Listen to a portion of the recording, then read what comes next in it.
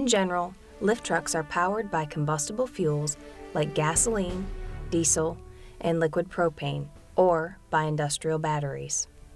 In the next two parts of our program, we will show you the best ways to restore these sources of power when they have been depleted. The best time to refuel a truck is at the beginning of your shift. You want to avoid running out of fuel in an area where refueling might be hazardous and disruptive to yourself and other traffic.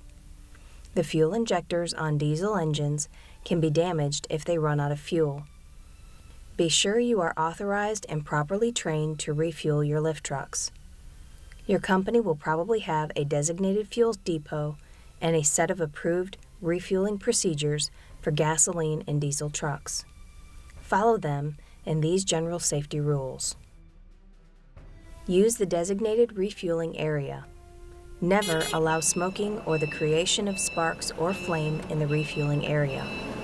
Know the location of the nearest fire extinguisher and how to use it.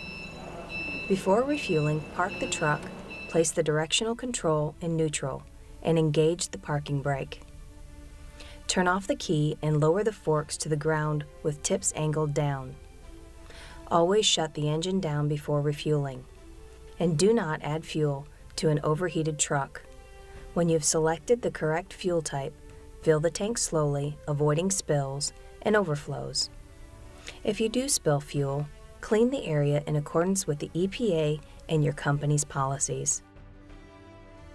In addition to the refueling practices for gasoline and diesel trucks, you should also know the ones that govern the refueling of liquid propane, or LP, powered trucks.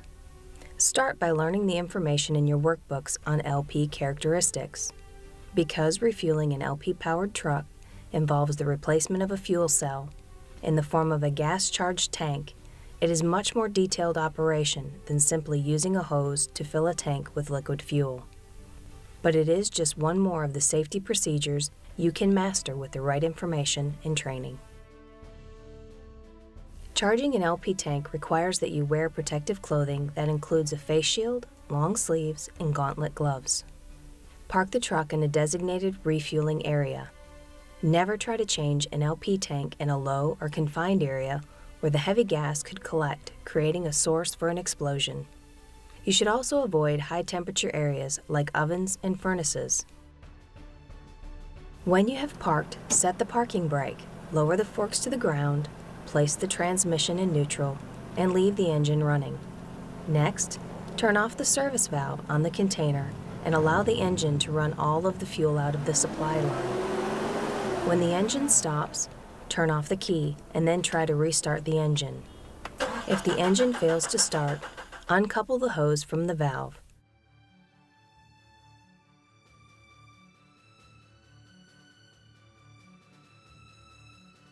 Open the restraint brackets and remove the container for storage.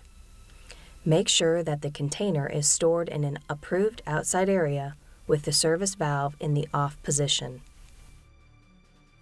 When you get a new LP container, check to see that it is the right type, that it is free of damages, such as nicks, gouges, or dents, and the service valve is in the off position. Make sure the tank is not 12 years old or older. To install the LP container, position the tank on the locking pin, lock the restraint brackets, and see that the tank fits within the profile of the truck.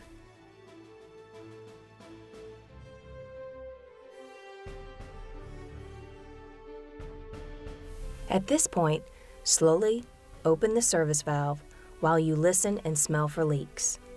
Opening the valve too quickly will cause a check valve to shut off the fuel supply.